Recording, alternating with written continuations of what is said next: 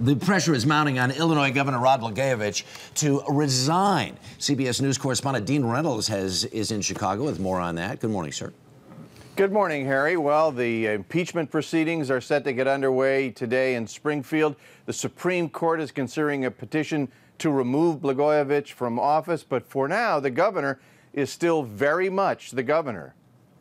The longer you say nothing, the longer people wonder you have something to hide, Governor. There'll be an appropriate time to talk about this, but let me just wish everybody happy holidays, and things will work out just fine. Illinois Governor Rod Blagojevich gave no indication that he would resign as he left a meeting with his lawyer last night. But two of the state's top politicians, both likely to run for governor in 2010, renewed their calls for Blagojevich to resign. He's got to do something because our state is in crisis. We're really in a situation here in the state of Illinois where we don't have a governor who can legitimately govern. And so it has been imperative that we find a way to move forward. One way would be to remove Blagojevich from office, something Madigan has already asked the Illinois Supreme Court to consider.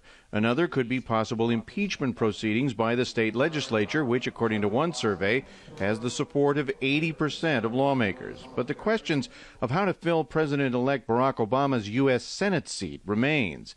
Democrats who first called for a special election now appear to be wavering. They want Governor Blagojevich to quit so that the Democratic lieutenant governor could appoint someone to Mr. Obama's seat. Republicans say a special election is the best option. We've just been shocked as a state over the last 4 or 5 days. And in order to restore whatever integrity we have left in this state, we have to make it as transparent as possible. We have to give the vote. As for the governor himself, a couple of meetings over the weekend with defense attorneys would indicate that he, at least on the surface, intends to fight. Harry? All right, thanks very much, Dean Reynolds in Chicago. Meg?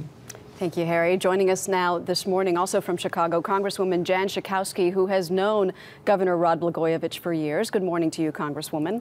Good morning. You've been calling for impeachment proceedings since the day after this scandal broke. Why? What happened to innocent until proven guilty? No, this isn't about the legal process. This is about the governor being unable to govern right now. This is really a political question. Right now, our state is without the leadership that we need. And so, of course, he'll be innocent until proven guilty in the courts. But we already know that we're literally without a governor right now that can lead. Not if you ask him. He's going back to work today. His spokesperson says he will not resign. We saw him wishing everybody happy holidays, almost as if nothing ever happened. Do you believe that he thinks he did nothing wrong here? You know, it's hard to understand anymore what the governor's really thinking. The charges that were leveled against him are so fantastical, where he was imagining himself being appointed Secretary of Health and Human Services or an ambassadorship. And so, you know, it seems like the grip on political reality, anyway, is pretty slim. I know that you were among President-elect Obama's choices to replace him, and you spoke with the governor about that. Can you tell me about that conversation? Was there anything inappropriate said or implied?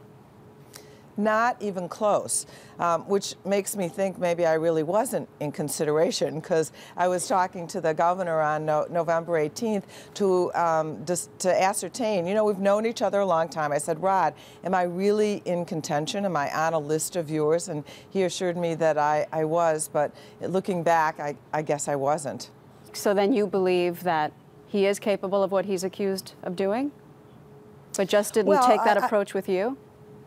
No, he didn't take that approach with me, and you know, we'll see if he's proven guilty. But the words that he spoke, the kind of brazenness about basically really auctioning off, you know, that this was a prize that he had, and he wasn't going to give it away for nothing. I think shocked a lot of people. It crossed a line.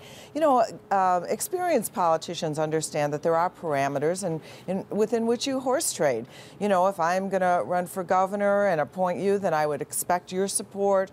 Or how about a commitment that you'll support my health care plan, or those kinds of things.